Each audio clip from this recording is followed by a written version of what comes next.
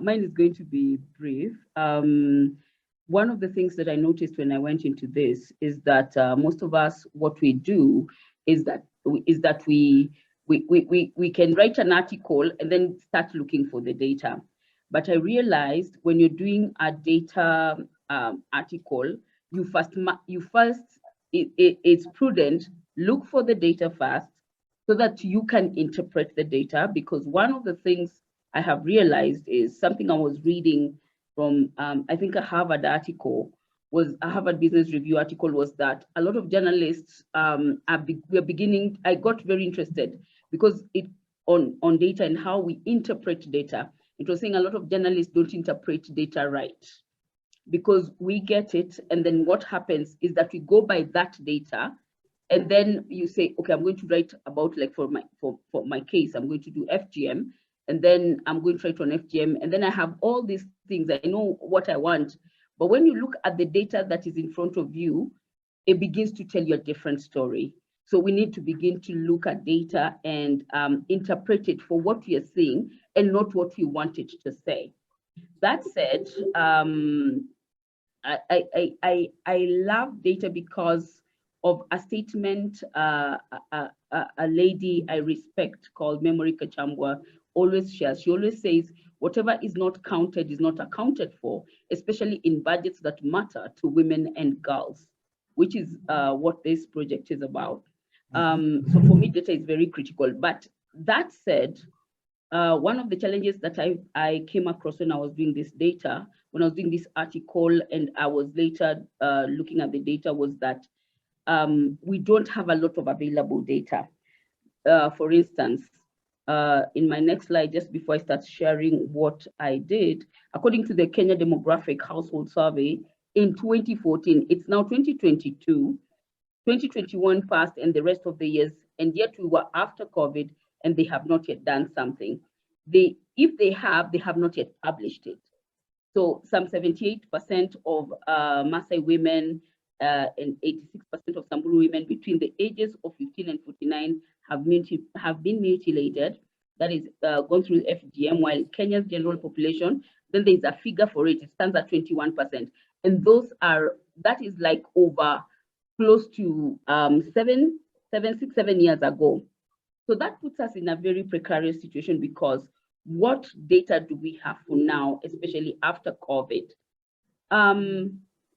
Now the setting, first, please just note this. I left, what I was going to do was to look at the Samburu women and what they go through. But when I read the data, it was telling me something different. There was a correlation between religion, culture, and FGM. The religion, when it came to religion, most of religions do not encourage FGM in their holy books. But what I'm seeing is the thread between Christianity, Islam, and other religions is that because it becomes a patriarchal matter where the leaders are the ones who are encouraging the FGM, the culture to go on of FGM. And now some tribes and some countries don't have religion as the key thing, but strong culture, where it's led a lot by men or women who also ascribe to the patriarchal culture. In Kisii, for example, in Kenya, they are very strong. They are Christians, but they're very strong on what do you call it, on FGM. In Northeastern, the numbers are also higher because they are Muslim. And I saw that correlation because that's what the data was telling me. And then in North Africa, most countries in North Africa are Arabic and ascribe to the Muslim faith. So most of them, you see, they are going to whatever they go towards that that kind of practice. Now let me just share some of the slides that I did. So you need to stop sharing, and then if you're going to the Tableau workbook, so stop sharing, share again. Yes. To that Tableau workbook, or yeah, evidence something else. This, yeah. Okay, so share screen. Okay. Yeah, it's an extreme sport that I will learn. Very good. Very determined. So can you see this? Yes, we can. Yeah.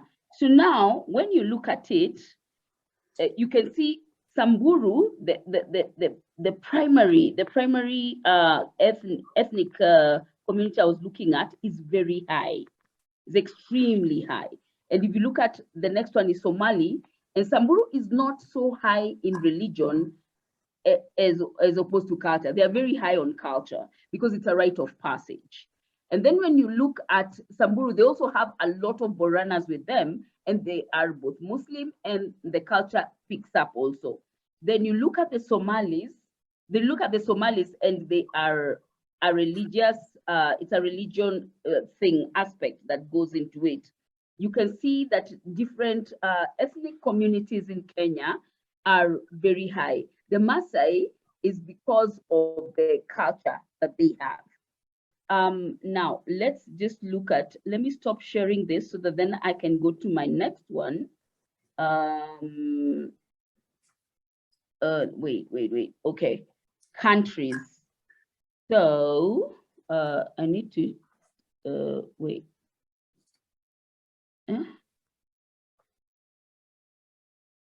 Oh, okay, okay, let me just share, screen share, religion, country. So this is countries. Can you see the screen? I think you can, yeah? Yes, we can, yes. Okay, the reason why I did not do, of course, there's that, Tableau is very interesting. You can do the maps and all that, but I wanted to fill it in with the color. So because I could not see anything popping, I wanted to do this graph like this. So if you look at Somalia, it's predominantly Muslim. Djibouti also has Islam. Sudan is interesting. It has Islam, but it also has a lot of Christians. So it's basically the culture. Eritrea is both Christian and Muslim, but it also has a lot of Orthodox Jews, but they practice a lot of it. Kenya is an interesting mix. It has, I found that it has an interesting mix of culture and religion, depending on where you're coming from. And this is the interesting thing. In Kenya, the northeastern is predominantly Muslim and has very high rates of FGM going on there. And in Africa, the northern part is predominantly Muslim and with a lot of Arabic speaking populations, and what do you call it? A lot of FGM going on there. Then something that I didn't show here was something that was very interesting, because I've been in a lot of meetings with people sharing their stories. Some friends from Europe, especially from Girls Not Brides, they shared that they are in the UK, it's now an issue because there's a lot of medicalization. And in Kenya, if you look at it, a lot of communities is because of what do you call it? Rites of passage and religion. For the Kisii, who are not predominantly Muslim, but they are Seventh-day Adventists, they practice it because of it's a rite of passage. And then there, for some reason, which I am still looking at the data to interpret it, you find that they are very strong Christians. It's not saying anything in the Bible for you to have circumcision, but the leaders, who are mostly men, encourage it. And then medicalization is so high in Kenya, and especially in Kisii, but it's quiet because a lot of doctors, it's been modernized now, a lot of doctors are gaining from it. And it's the same problem that is very interesting in Europe, that a lot of doctors who have seen a huge migration of people from Islamic Muslim countries, predominantly Muslim countries, are going through the same. Okay, so then here is I found a very interesting challenge. I want to finish with this. Okay, So then I can share the screen. This. Okay, so these graphs were an extreme sport for me, but I had a lot of fun doing them. So you can see the year starts in 1975 and ends somewhere in 2014. And you can see that the prevalence, this is the prevalence among adolescent girls dropped from 5 to 10 and to 1 in 10 over the last 3 decades. Percentage of adolescent girls aged 15 to 19 have undergone FGM. But then now, this is from 1975 to 2014. So my question is, the problem that we're having now with our government is that either they have done that research and it has not yet been released.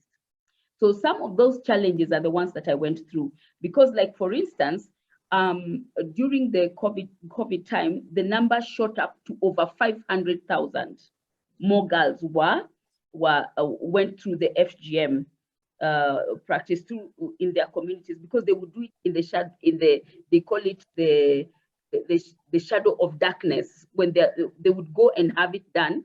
But then now they would also take advantage, the communities would take advantage of the male circumcision ceremonies to circumcise the girls. And sometimes what would happen, the girls, there's something now that is called cross-border circumcision, where girls who are in the border, especially of Tanzania and Kenya, they go into Tanzania to get circumcised and they come back during the ceremonies for the male circumcision seasons, which is a very big deal in Kenya. That was a challenge for me, because I really want to do this. I want to go into numbers. So one of the things that, because I did an article, and then it said we knew we were going to look at the Samburu. But then when I got all the data, thank you so much, Albert, for sending the data, and Anuja. So when I looked at that data, it told us a different story. So one of the things that I'm going to do is I'm going to try and get information on after COVID, specific information on after COVID, because there was a cry around the world that FGM numbers increased. And so we need to start looking at those numbers and looking at the data for it to tell us what it is telling us, for us to interpret it. The good thing about Kenya is that the president made it a national priority, that in 2022 it would stop. But we know, of course, this can't happen, but the advantage is that all budgets are geared to that, towards that. So it makes it a very good thing for us. That is what I have for now. Thank you so much for listening.